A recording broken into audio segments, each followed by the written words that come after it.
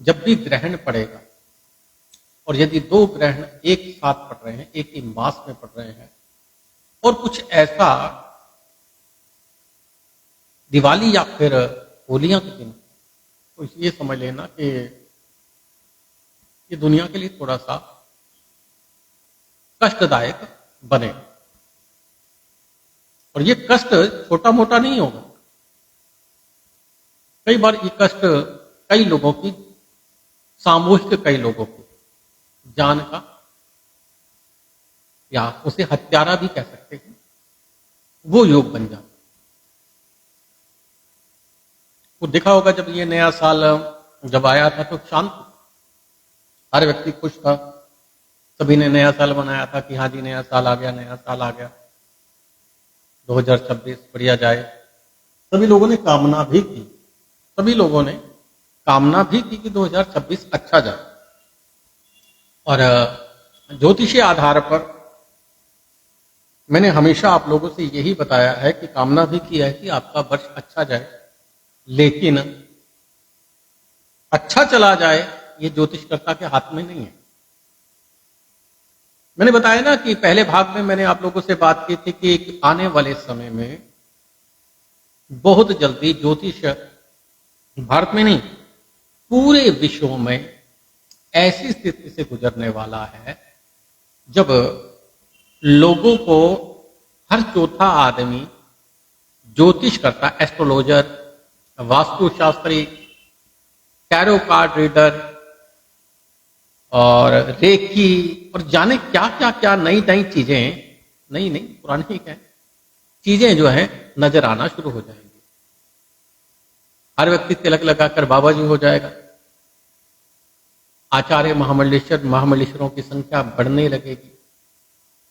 महात्माओं पर विवाद होने लगेंगे, ज्योतिषकर्ताओं पर विवाद होने लगेंगे, और यहां तक कि ज्योतिषकर्ता आपस में एक दूसरे को नीचा दिखाते हुए नजर आएंगे।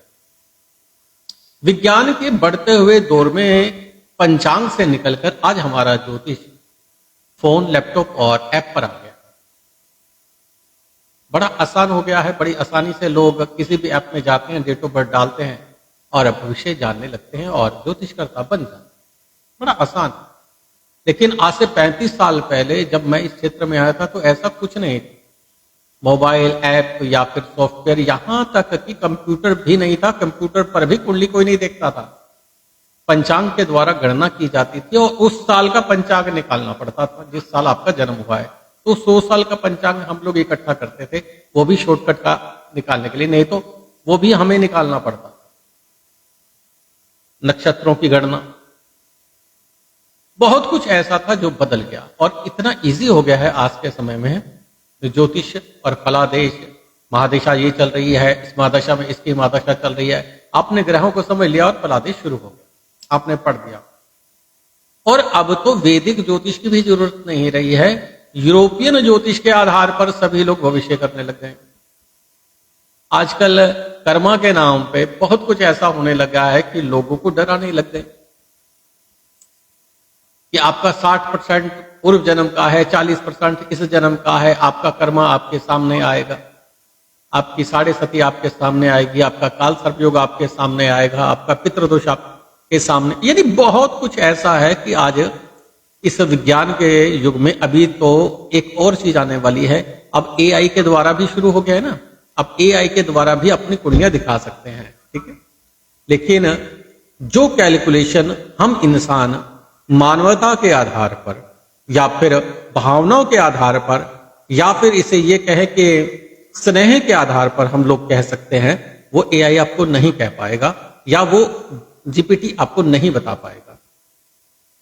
विज्ञान कितना भी तरक्की कर ले, विज्ञान विनाश हो सकता है, विकास हो ही नहीं सकता। आज के विज्ञान में मैंने कहा ना कि बहुत जल्दी ऐसा समय आने वाला है कि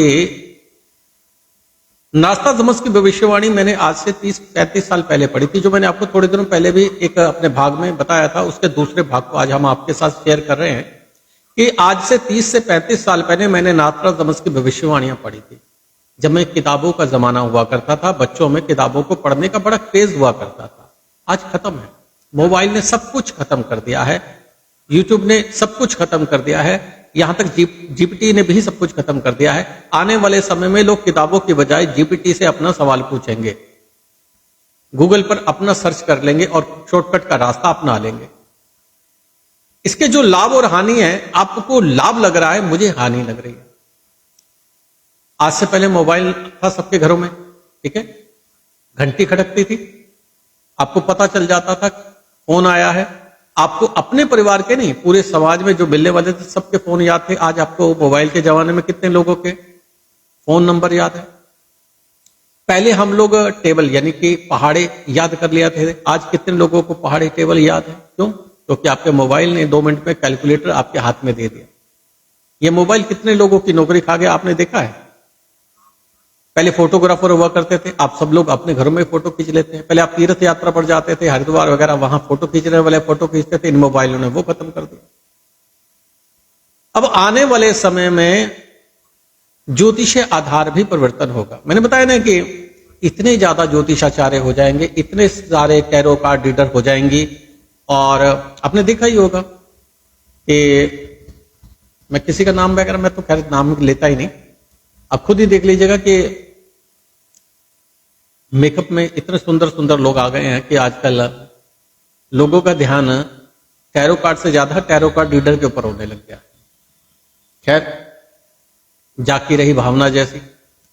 तो मेरा कहने का मतलब यह है कि आज ज्योतिष, देखिए वास्तु और ज्योतिष का अपना एक आधार है, अब वो कभी नहीं बदल सकता। अगर सूरज पश्चिम से निकलने लग जाए तो शायद बदल जाए, लेकिन सूरज पूरब से ही निकलेगा, तो वास्तु का आधार कोई नहीं बदल सकता। आप अपनी सोच के अनुसार लोगों को किस तरह से बदल सकते हैं, मेरी समझ से पर।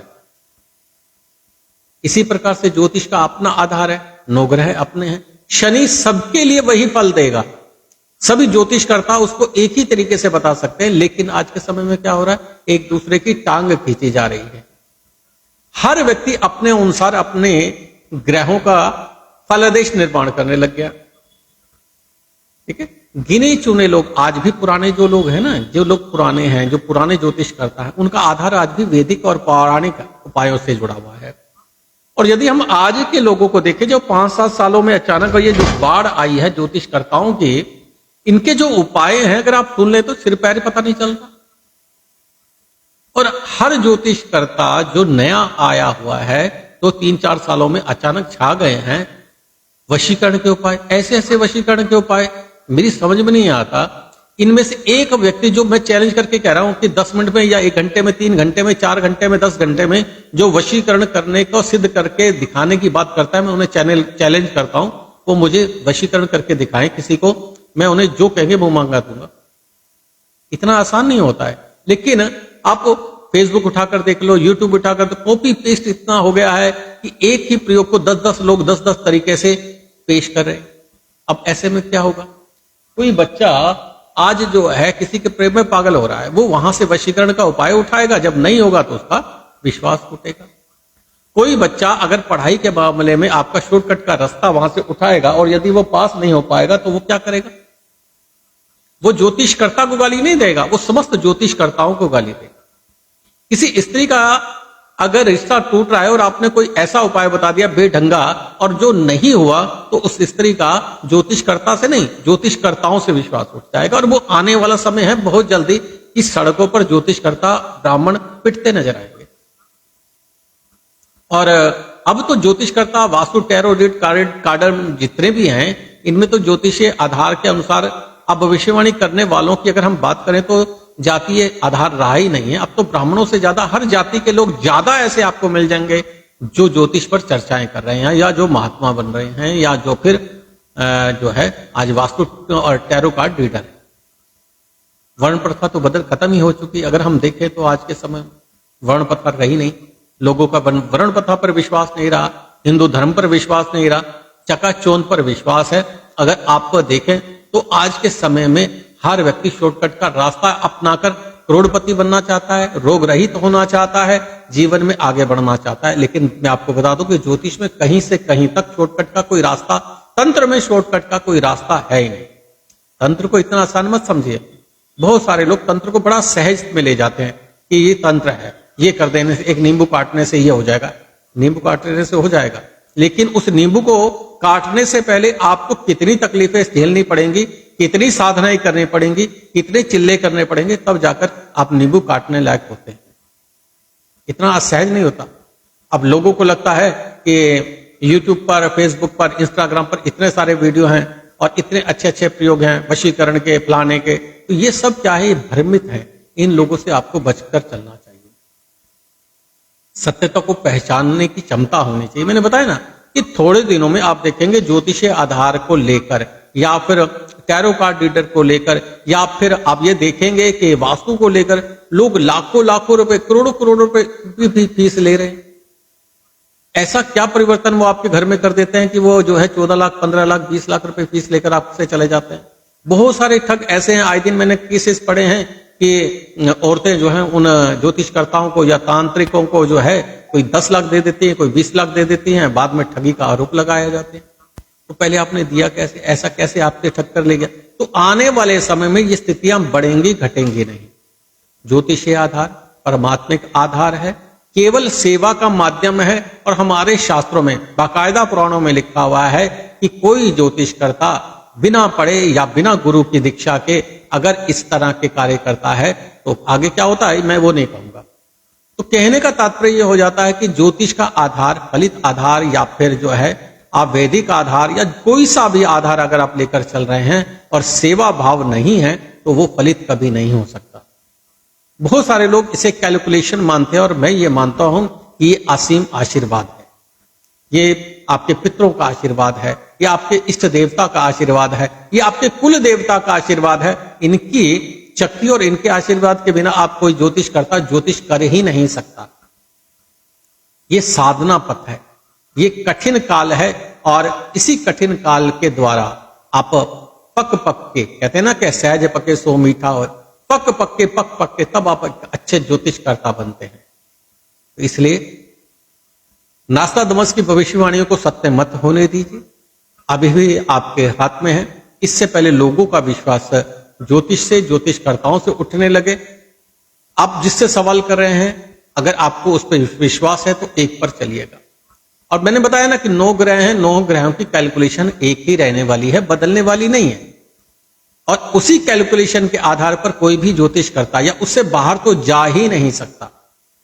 सभी को पता है कि ग्रहों की अपनी दृष्टियां हैं, सभी को पता है नक्षत्रों का प्रभाव होगा, किस ग्रह के साथ किसका क्या संबंध होगा। ये सारी चीजें एक ही प्रमाण करने वाली होती हैं, अलग नहीं करने वाली होती हैं। लाखों ज्योतिष आज से लाखों साल पहले से चलते आ रहे हैं, लेकिन आज के समय में पिछले 10-15 सालों में जितना ज्योतिष पिटा है, जितना लोगों का अविश्वास बढ़ रहा है, आने वाले समय में लोग देखेंगे कि ज्योतिष करता या ज्योतिष या टैरो कार्ड रीडर धीरे धीरे समाप्त हो गए। इससे पहले लोगों का विश्वास ज्योतिष से हटे, उन्हें जैसे मुगल कालीन में 1400 साल जो है ज्योतिष का मृत काल रहा था, कहीं ऐसा न हो कि वो तो मृत काल रहा था अब ये मृत्यु ही हो जाए। इसलिए जागिए, समझदारी से काम कीजिए, बेवकूफ बनाना छोड़ दीजिए और सेवा भाव से लोगों की सेवा कीजिए। और उसके माध्यम से आपको कोई जाप मिलता है, कोई अपनी श्रद्धा से देता है तो आप ले लीजिए, क्योंकि ज्योतिष तो बेचने की चीज है ही नहीं, वास्तु बेचने की चीज है ही नहीं। टैरो कार्ड रीडर चाहे कितने अच्छे क्यों ना हो, लेकिन ये ज्ञान बेचने के लिए नहीं है, ये सेवा के लिए परमेश्वर ने दिया है। और आपका पेट भरने का माध्यम ईश्वर अपने आप कहीं ना कहीं से तो पैदा कर ही देगा। मेरी बात कड़वी है, बुरी है या अच्छी है, ये आप पर निर्भर करता है। बताइएगा लिखकर क्या मैंने असत्य कहा या सत्य। चलिए